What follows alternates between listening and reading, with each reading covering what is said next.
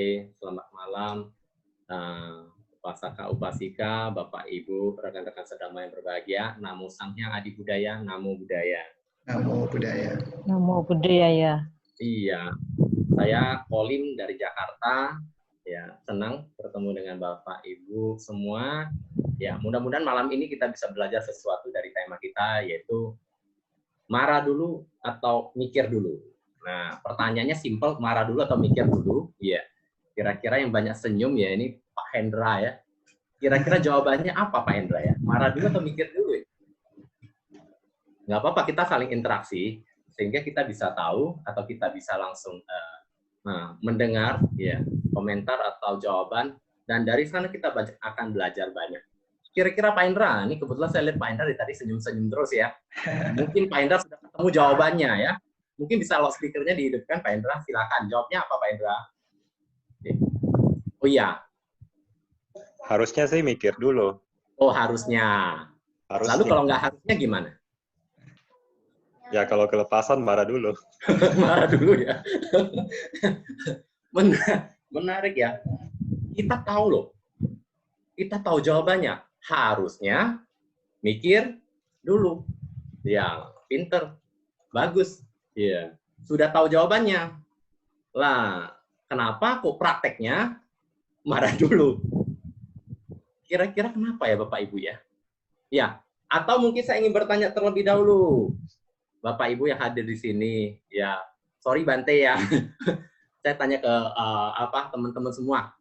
Kira-kira yang pernah marah siapa? Angkat tangan. Lumayan ya. Yang suka marah. Ada yang suka marah? Oh, cuma satu. Hendra doang. Yang lain enggak? Waduh, hebat. Umatnya luar biasa. Iya, enggak ada. Ya, enggak ada yang ngaku. Kira-kira gitu ya.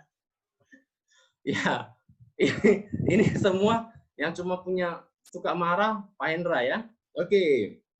Nah, kalau yang suka marah, masih ada kabar baiknya ya. Karena masih kalah dengan yang hobi marah. Ada yang punya hobi marah di sini? Tahu bedanya suka marah dengan hobi marah? Kalau hobi marah, dia marah-marah-marah selesai ya. Tapi kalau hobi marah, misalnya ini ya, Pak Hendra, saya ketemu Pak Hendra. Saya tanya, Pak Hendra, kenapa hari ini kok lesu? Iya, badan gue sakit semua. Kenapa? Iya, hari ini belum marah-marah. Kebayang ya? Ada orang yang hobinya marah. Kalau satu hari nggak marah, atau dia nggak marah-marah, badannya pegel-pegel kayaknya ya. Dia tidak merasa nyaman. Kenapa? Hari ini saya belum marah ini. Nah, yang punya hobi marah banyak nggak sih? Mungkin kalau kita nggak bilang kita, mungkin tetangga kita, atau suami kita, atau istri kita, atau anak kita, orang tua kita. Banyak orang di antara kita, atau di sekeliling kita, yang punya hobi marah ya. Kadang-kadang kalau sudah jadi bos, kalau nggak marah, kurang wibawa.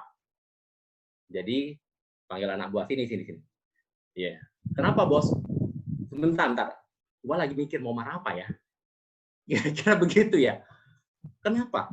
Karena kemarahan ini menjadi sesuatu yang bagi seseorang, kalau dia sudah marah, kayaknya plong. Dia happy, dia senang. Seperti membuang sampah. Ya.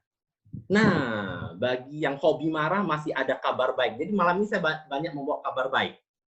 Jadi yang punya hobi marah, yang tadi ya suka marah terus, ya.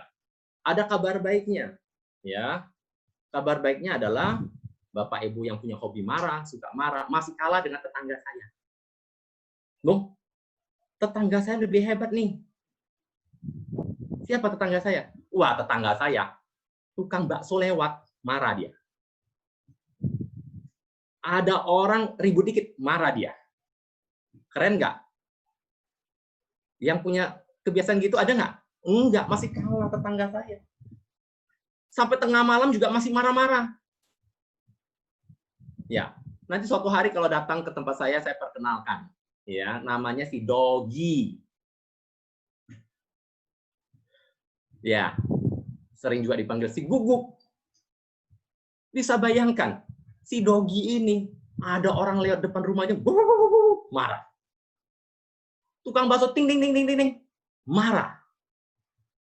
Lah, kalau Bapak Ibu yang punya hobi marah, ya bandingkan dengan dia, nggak ada apa-apanya. Lebih keren dia. Jadi yang punya hobi marah jangan sombong, masih ada yang lebih hebat. Nah, problemnya, kalau si Dogi bisa marah-marah, kira-kira si Dogi itu mikir dulu nggak ketika dia marah? Tukang bakso nih, jangan digonggong dong. Enggak. Si Dogi nggak mau tahu. Marah dulu, bukan baru mikir. Marah dulu, kagak mikir-mikir. Pokoknya marah aja dia. Ada nggak di antara kita, saudara kita, teman kita, keluarga kita, yang hobinya marah, yang sukanya marah, habis marah, nggak mikir lagi. Marah doang. Ya. Kenapa dia nggak mikir lagi? Dia tidak mikirin perasaan orang, dia tidak pikirin apapun. Bagi dia, setelah dia marah, ya sudah selesai urusannya. Urusan dia selesai. Tapi bagaimana dengan urusan orang yang dimarahi? Yang dimarahi nangis nggak? Sakit hati nggak? Kecewa nggak? Sedih nggak? Oh, bukan urusan saya. Tugas saya itu marah. Habis marah, nggak mikir. Nah, ini yang parah. Kalau habis marah, masih mikir, masih lumayan, Pak Hendra. Ya, habis marah, sempat mikir, masih lumayan. Ya. Tapi yang paling lumayan, sebelum marah, mikir dulu. Ya. Nah, Bapak Ibu, rekan-rekan sedharma yang berbahagia, kira-kira kita ada di mana sih levelnya? Kita ada di level yang paling parah atau paling bagus? Kita ada di level berapa? Skor kita berapa? Bapak Ibu yang akan bisa menjawab. Betul? Yang paling gampang adalah Bapak Ibu bisa menilai orang-orang di sekitar Bapak Ibu, teman-teman, sanak saudara, keluarga, kira-kira mereka punya level kemarahan berapa sih? Ya. Jadi kalau kita makan, misalnya makan gorengan, kemudian dikasih sambal, kan ada sambal atau pedas level 30. Pernah dengar? Ya, pernah makan nggak? Level berapa gitu ya? Ya, ini marah ada level juga. Kalau ada yang suka marah terus, wah levelnya level tinggi udah tuh. Iya, expert namanya ya. Tapi expertnya expert marah. Nggak perlu sombong. Ya, karena itu bukan sesuatu yang paling hebat. Karena kenapa? Karena Dogi lebih hebat. Nah, kalau kita hanya bisa marah, kemudian tidak bisa berpikir, lalu apa perbedaan kita dengan si Dogi itu? Kalau kita cuma bisa marah, tidak bisa berpikir, berarti kita selevel dengan si Dogi. Ketika dikatakan selevel, sakit hati nggak? Sakit hati nggak mau. Saya mah nggak selevel dengan dia. Betul. Tetapi kalau kita tidak menyadari hakikat perbedaan kita dengan yang namanya Dogi, kita akan selalu berada pada level dia. Dan inilah yang akan membawa kita pada banyak penderitaan. Nanti kita akan bahas penderitaan apa saja yang bisa kita alami ketika kita tidak mampu mengendalikan kemarahan. Oke, kita akan bahas, ya mudah-mudahan setelah ini kita akan punya sebuah perspektif yang berbeda tentang kemarahan. Ya, saya berharap kita semua bisa belajar malam ini, ya, termasuk saya, termasuk siapapun ya di dalam kondisi duniawi seperti sekarang, ya pasti ada hal-hal yang membuat kita marah. Tapi paling tidak, ya malam ini kita bisa melihat apa yang bisa kita lakukan, apa yang Buddha ajarkan kepada kita, sehingga kita mampu berpikir dulu, baru marah. Pada satu titik, berpikir dulu, tidak akan marah lagi. Jadi levelnya naik. Dan itu perlu latihan ya. Nggak bisa simsalabim, malam ini semua jadi nggak bisa pemarah. Yang enggak juga. Ya, butuh waktu. Oke, kita akan lihat guru Buddha. Ya, guru Buddha. Kenapa disebut sebagai guru Buddha? Kenapa bukan seseorang yang superior, ya penyelamat? Buddhis tidak menganggap Buddha sebagai penyelamat dalam pengertian agama lain ya, yang hanya bisa menyelamatkan kita kemudian selesai gitu, tidak. Tetapi kita menyebut Buddha adalah guru. Kenapa kita menyebut Buddha ada guru? Karena beliau mengajarkan Dhamma secara bertahap, ya, step by step, sesuai dengan kapasitas dan kemampuan murid-muridnya, kita semua. Ya. Beliau mengajarkan Dhamma, dan Dhamma ini ilmu pengetahuan. Dhamma ini adalah ilmu yang bisa kita gunakan setiap hari, yang bisa kita gunakan dalam kehidupan kita. Nah, ilmu yang diberikan oleh Buddha, kalau menurut saya sangat saintik. Kenapa? Kalau kita lihat, Buddha membabarkan 4 kebenaran mulia. Apa isinya? Ya, duka, asal duka, lenyapnya duka, jalan menuju lenyapnya duka. Kalau kita kuliah, ya, yang sini kan kita pernah kuliah, kemudian ketika kita tamat, kita menyusun apa? Skripsi, ya. Nah, skripsi. Coba kita lihat skripsi. Isi dari skripsi apa sih? Ya. Isi dari skripsi adalah latar belakang. Persoalannya apa? Contoh, ya, persoalannya adalah macet. Masih ada persoalannya. Nah, Buddha mengajarkan persoalan kita, siapapun, mau umat beragama, tidak beragama, pria, wanita, suku, apapun. Ya, skripsi yang harus dia selesaikan satu, yang namanya duka. Ya, kita semua mengalami duka, betul? Ada nggak yang di sini nggak pernah mengalami duka? Tidak. Persoalan kita sama. Suka, tidak suka, mau, tidak mau, senang, tidak senang, kita semua akan mengalami duka. Persoalannya, latar belakangnya duka. Setelah itu, dalam skripsi, digalilah kenapa macet. Oke, kalau tadi kita dalam skripsi, kita umpamakan kemacetan. Ya. Tentu latar belakang nggak tiba-tiba macet, kan? Selalu ada proses sampai dia macet. Kenapa dia macet? Nah, Buddha juga jelaskan, sebelum kita membahas tentang duka, kita harus tahu tentang awal atau latar belakang. Setelah latar belakang, bahwa macet bisa teratasi. Buddha juga jelaskan, duka bisa teratasi. Bagaimana cara mengatasinya? Di dalam skripsi dijelaskan, oh, cara mengatasinya adalah pasang lampu ini, lampu merah banyak, persimpangan, dan seterusnya. Juga jelaskan apa jalan utama. Nah, demikian juga ketika kita menelaah tentang kemarahan. Jadi semua persoalan kita lihat ke dalam prosesnya, di mana proses ini adalah tahapan-tahapan. Contohnya, judul kita malam ini adalah, yang kita mau bahas ya, skripsi kita ini adalah kemarahan. Oke, kemarahan dialami oleh semua orang yang hadir di sini. Ada yang sudah tidak marah? Angkat tangan. Kalau sudah tidak marah, nanti saya minta Bante langsung kasih sertifikat. Lulus. Langsung lulus malam ini. Tanpa ikut lagi, ya. Nah, kebetulan ini pada belum dapat sertifikat nih. Ya. Jadi kita masih memiliki kemarahan. Artinya kita memiliki persoalan. Persoalannya adalah kita masih marah-marah. Oke. Persoalannya marah-marah.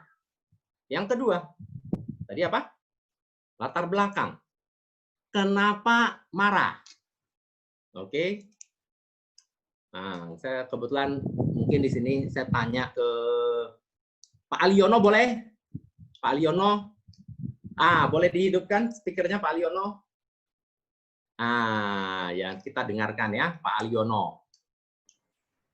Pak Aliono, salam kenal. Ya. Iya, Pak Aliono pernah marah nggak, Pak? Pernah sih. Pernah, ya? Pernah. Pernah marah atau sering marah, Pak? Tapi saya jarang sekali marah. Jarang sekali marah, ya? Karena saya pikirnya gini, setiap kali mau marah, saya harus pikir risiko. Wih, Risiko keren. marah itu ya, itu boleh tanya sih, di sini kan ada Vino, ada Ibu Alan. Saya boleh katakan, atau mungkin siapa ya, Bante Sunanda mungkin tahu, saya punya orang itu tidak suka marah. Tapi marah itu ada ya. Marah itu saya tidak keluarkan dari mulut. Itu. Jadi simpan di dalam hati, pelan-pelan kita menghilangkan di dalam hati. Oke. Jadi saya kalau secara kita marah itu saya merasakan gimana ya, pasti nanti orang itu kan tidak senang dengan kita. Nah, boleh. Kan gitu ya. Bentar. Jangan katakan dengan orang lain, seperti anak saya, cucu saya mau marahin, saya mau pikir juga. Oke, Pak Yono, sebentar. Yang saya mau tanya, Pak Yono pernah marah ya? Pernah juga, pernah. Kenapa marah, Pak? Ya. Kenapa marah? Karena gini, kadang-kadang kita marah itu saya dalam itu ya artinya begini. Apakah kadang-kadang dalam karyawan kita udah bilang 1 kali, 2 kali, 3 kali tidak bisa dirubah kan gitu ya? Tidak bisa rubah. Terima kasih. Ya. Saya pengen dengar. Jadi ada yang namanya 1 kali, 2 kali, 3 kali gitu ya. Oh, ya. Jadi kalau teman-teman semua udah dengar Pak Yono udah bilang 2, udah hati-hati ya. Gitu ya. Rahasianya begitu. Oke, thank you Pak Yono. Saya lanjutkan ya. Iya, oke. Oke, terima kasih. Nah, ya. Yang kita lihat, kenapa seseorang marah? Ya.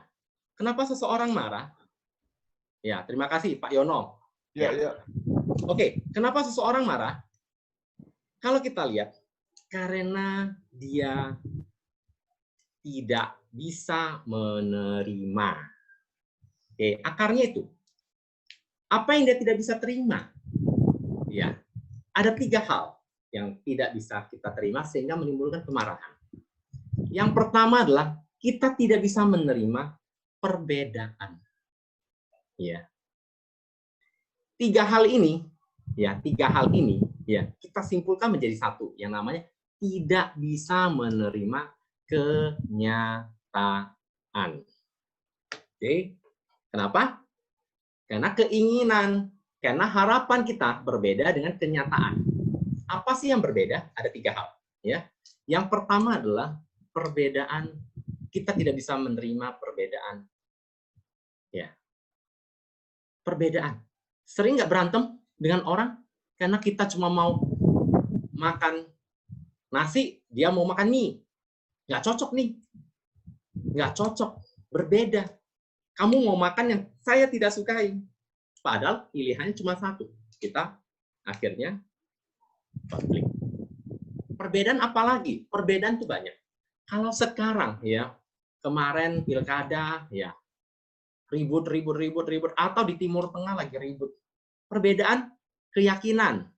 Ya, kita lihat ya sebelum krisis corona ribut-ribut perang atas nama agama. Keyakinan, ya.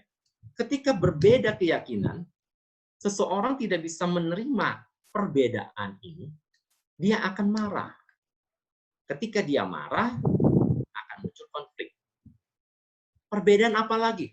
Bapak, Ibu bisa lihat, begitu banyak perbedaan-perbedaan kita dengan orang lain yang membuat kita kecewa, yang membuat kita tidak puas. Kenapa? Karena bagi saya, benar. Tapi bagi saya melihat dia nggak benar.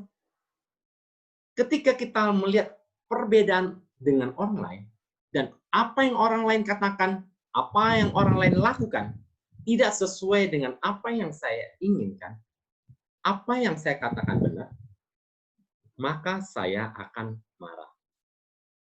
Dan perbedaan ini bisa mencakup kepada perbedaan pendapat, perbedaan keyakinan, perbedaan kepentingan. Ya, kita bisa cek begitu banyak perbedaan kita dengan orang lain yang membuat kita tidak puas. Kenyataannya, bisa nggak kita hindari perbedaan ini? Tidak bisa. Kenyataannya adalah kita selalu akan berbeda. Apa yang kita sukai belum tentu disukai oleh orang lain. Apa yang kita yakini benar belum tentu diyakini benar oleh orang lain. Nah, inilah yang membuat kita kecewa ketika apa yang kita yakini, apa yang kita percayai sebagai kebenaran berbeda dengan apa yang orang lain nilai. Dan perbedaan ini kita sudah sadari, kita tahu akan terjadi terus-menerus dengan diri kita. Kita akan selalu berbeda dengan orang lain. Tapi kenyataannya, kita nggak bisa terima. Inilah yang memunculkan ketidakpuasan. Inilah yang memunculkan kebencian, kemarahan. Dan kalau kita pupuk, ini akan terus-menerus terjadi. Ya. Jadi bagaimana caranya? Kita harus bisa menerima perbedaan. Ya. Bagaimana cara menerima perbedaan ini? Ya, kenapa kita sebut perbedaan ini menjadi sebuah sumber konflik? Oke? Nah, saya umpamakan, simpel sebentar ya. Di sini ada Pak Hendra dengan Pak Eko. Tadi Pak siapa? Pak Aliono. Pak Hendra, Pak Aliono ya. Ya. Pak Aliono pura-pura nggak kelihatan ya. Pura-pura nggak kelihatan ya. Nah, nggak lihat. Pejem mata. Pak Aliono pejem mata. Saya liatin ke Hendra. Hendra, katakan bentuknya apa? Kotak atau garis atau apa? Kotak ya? Kotak ya, bentuknya kotak ya. Kotak. Kalau saya lihatnya, biar lebih gampang. Kotak ya? Yakin Kotak. ya? Kotak, yakin ya? 100% yakin? Lihat mata kepala sendiri, yakin? Yakin. Sekarang Pak Aliono. Pak Hendra, ya. Nggak usah lihat. Sekarang Pak Aliono lihat. Bentuknya apa Pak Aliono?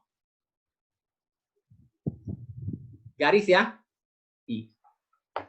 Oke, sekarang Hendra dengan Pak Aliono. Ya, kita diskusi. Ya. Tadi ada satu benda yang saya tunjukkan, bendanya sama, saya tunjukkan kepada Pak Hendra dan Pak Aliono. Pak Hendra, bentuknya apa? Nah, kita hit sound hidupin. Pak Hendra boleh sound, Pak Aliono hidupin soundnya boleh. Sip.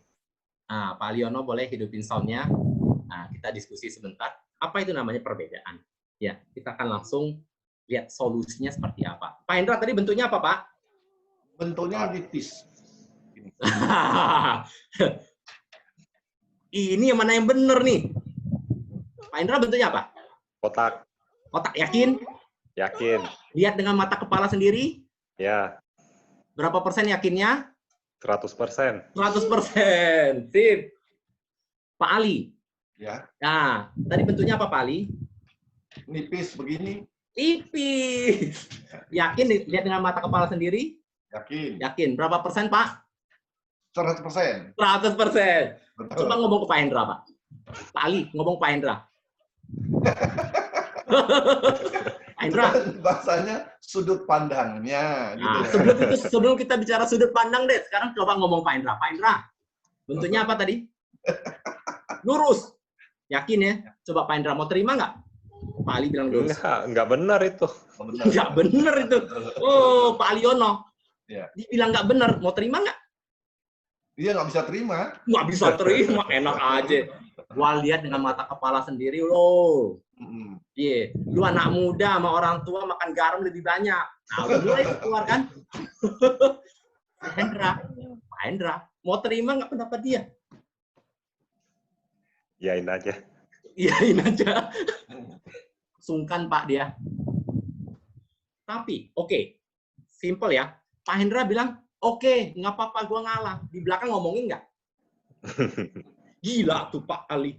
Masa bentuknya kotak dia bilang lurus. Gua sih ngalah aja ya. Gua sih nggak mau cari masalah. Tapi, tapinya panjang. Gitu kan kira-kira kan?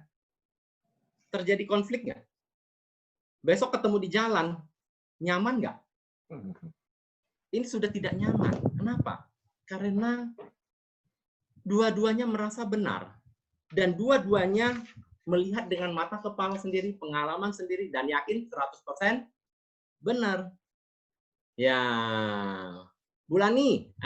Bulani ini senyum-senyum. Bulani, boleh hidupin sebentar? Kita interaksi. Suaranya hidupin, Bulani. Saya mau tanya Bulani. Hidupin suaranya. Oh, nggak berani. Hidupin suara soundnya boleh. Oh, kalau nggak bisa saya ganti yang lain. Bisa? Bulani bisa? Oh, nggak bisa. Oke. Vicky bisa boleh? Sound. Atau Bulani ya, lagi hidupin sound. Cetek.